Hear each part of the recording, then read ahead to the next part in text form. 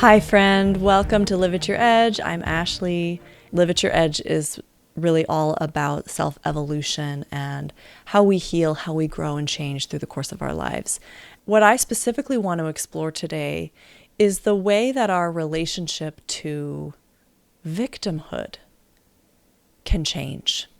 And so this specifically has been up for me. I've been noticing as my own health challenges are changing and sort of always processing through my own system, right? My feelings about them, my relationship to them.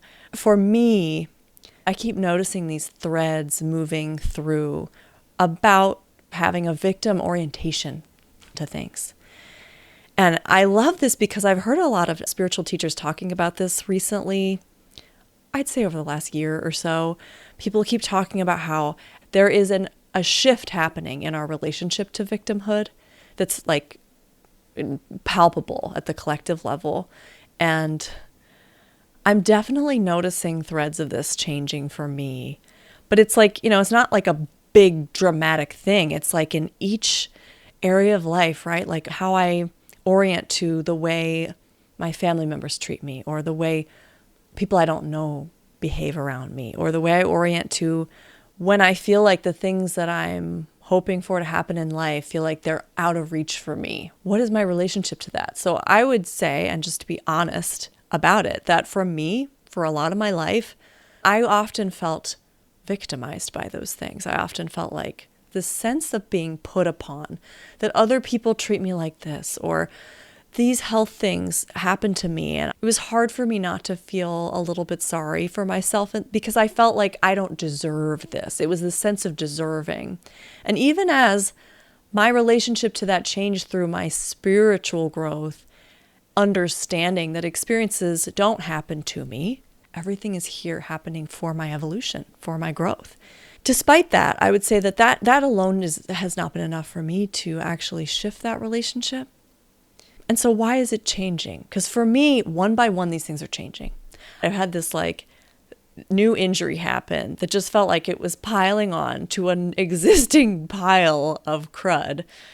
And yet my orientation to it feels fundamentally different somehow. It feels like there's this inner sense that I'm going to keep striving for wholeness and health. I'm going to keep taking one step in front of the other.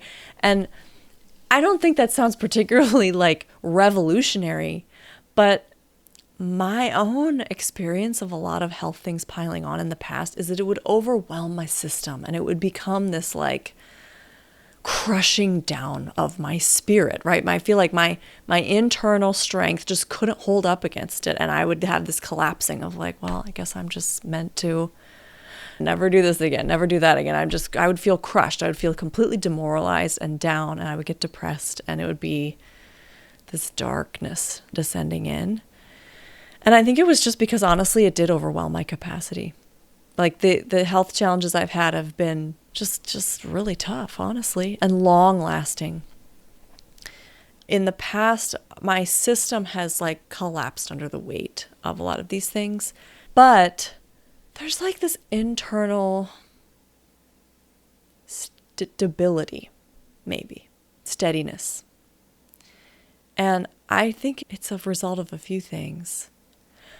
This reminds me that another thing I've heard some teachers talk about, I think one of them was Richard Rudd, is this shift in the relationship to, as a collective, to self-abandonment.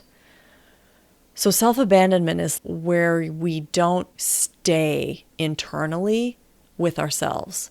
It's funny, there's actually different ways to talk about this.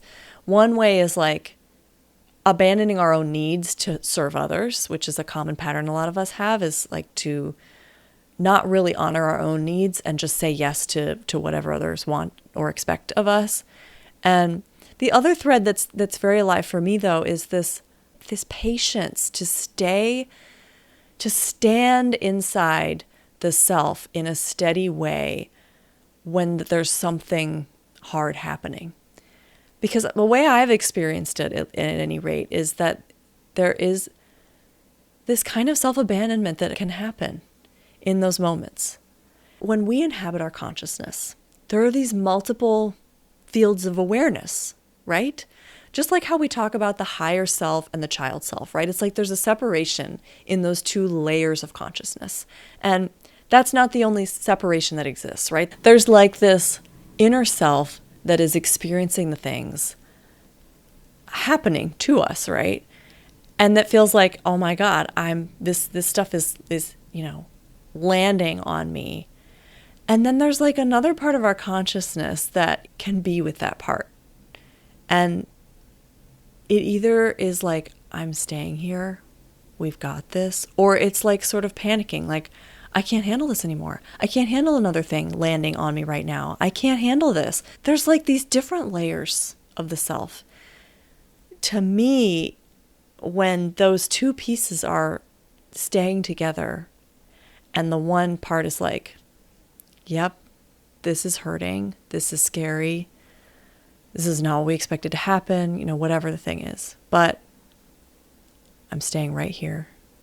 We're going to take this one step at a time. We're going to walk through this forest one step in front of the other. We're going to patiently figure out one thing, then the next thing. We're going to figure out what to do next. We're going to, there's this staying with oneself. And so that's like the kind of self-abandonment that I'm talking about. And honestly, there's probably people who have put this more eloquently than I just did. But I'm noticing that changing for me. And I want to know if you resonate with that. Because the fact that all these spiritual teachers are talking about this relationship to victimhood and self-abandonment changing is because they're following what's going on in the human consciousness story, right? But this self-abandonment thing, I think that it's partially evolving because I know that a lot of us have been practicing it. I have. I've been practicing this staying with myself. I've been practicing things like patience and I don't know how else to call this. It's like a kind of tolerance for discomfort. It's like, yeah, that feels uncomfortable. What I'm coming out of is a phase of life where my nervous system was so like, oh my God, something else is happening. Oh my God, oh my God, oh my God. Like this panic that would set in, like, this is uncomfortable. I can't live like this. I can't live in this. And maybe it just comes from having lived longer. The more experiences you have. So there's the interesting thing about this though, is there's two ways this can go. The more tough experiences you have, the more life experiences you have, sometimes what can happen is you get more and more wary and like fearful of things going on because you've had bad experiences happen before. And that has been a phase I've been in of like, I've already had a lot of health stuff, not just health stuff, life stuff happen, go wrong. And so because I know how dysregulated my nervous system used to get, I'm like terrified of those things repeating, right? Or like something like them happening again. But now something is changing. And I think it's partially because of the energy we're living through in this moment. The way we're all learning from each other too, learning from teachers, learning from peers. We humans are co-regulators. Like we regulate with other humans. It's how we were raised as children, right? Children need adults in part as co-regulators. That's how we learn to regulate our nervous systems, is through the adults that we lived around as children. And even as adults, we still do it, right? We're constantly regulating with other people's nervous systems, which is why we feel different in different spaces. We're all doing this collectively too, as we all watch and follow different teachers.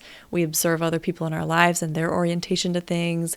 And so we're absorbing, I think, this sort of newer way of being with things. So like I'm finding for myself that there's more like complete healing happening, I think, after these experiences for me, where yes, my nervous system has found them overwhelming.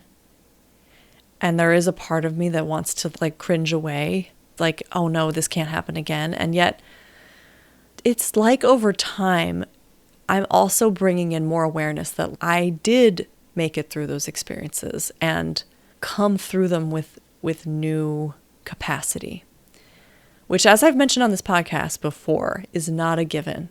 Just getting through something does not make us stronger, because, and that's kind of what I'm getting at here, is that like just living through something sometimes can make us weaker if the trauma is not resolved, right? So in the case of a health-related trauma, where some kind of chronic illness or injury to our sense of wholeness and safety in our body, that is a type of trauma.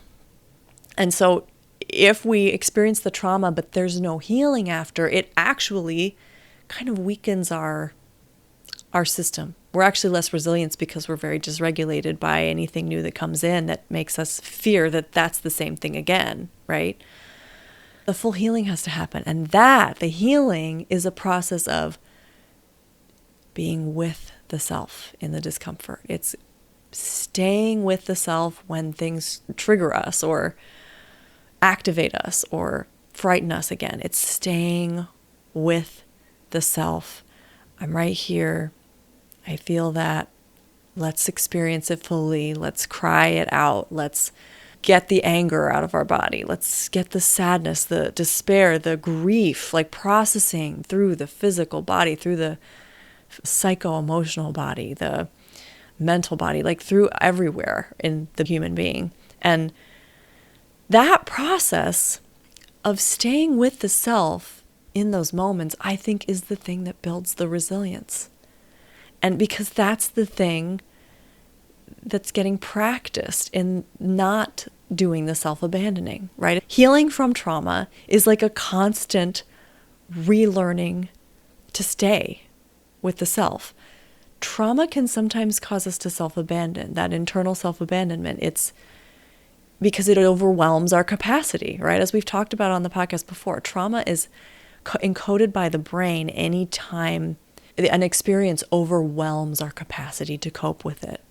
And so in the process of overwhelm, sometimes that means self-abandonment or disembodiment or shutting down, right? There are all these different responses that happen when we are overwhelmed. And so the process of healing from trauma is where we are practicing staying with ourselves in the moment through all the uncomfortable emotions, through all the uncomfortable experiences, when they get triggered back up, because that's thankfully how trauma works, is that once we've experienced a trauma, our lives will re-trigger it, right? That's kind of what post-traumatic stress, one way it manifests, right, is that experiences in our life, interpersonal ones or circumstantial ones, will come up and re-trigger us. And it's uncomfortable and frightening sometimes and can be very dysregulating for the nervous system. But the reason it is so good that happens is because that's our chance. That's our chance to heal. And thank God it happens. Like I'm just in this moment feeling so grateful for that, because every single time that a trigger comes, it's like calling on us. Can I stay with this now? Can I stay with this right now? What I'm experiencing right now. Can I stay with it? It's a chance to practice. It's okay if you can't fully. It's just every opportunity to practice it. You can build a little bit on that and stay. Bring that tenderness, bring that softness, bring that love. Just one little hair more every time. It's this perpetual opportunity for healing, and building strength in that staying with the self. I keep bringing my hands together because I keep picturing these parts of the self standing next to one another, staying with each other. And I'm really appreciating in this moment what it feels like in my body to have those pieces feel like they are strong enough that in some really challenging circumstances, they can actually stay together and feel like, yeah, I got this. It feels solid. And that's not to say that it won't crumble apart sometimes. Like it's not about perfection, but I'm just noticing the gains, if you like that. I'm sort of thinking of strength training. People talk about gains, and the gains of sort of this kind of training that happens when we heal our trauma. And I know I talk about trauma a lot on here, but I've just come to believe through my life that healing trauma is one of the most strength building, resilience building, health building, confidence building, aliveness building practices that I have ever encountered. It's hard to imagine what life would be like if we didn't get to heal our trauma, you know? So I hope that this conversation feels useful in some way. It feels super pertinent right now with where we are as a collective and maybe individually too. Let me know what you think in the comments. But I just want to thank you as always for being here. I love getting to be here with you, and I'll see you on the next episode.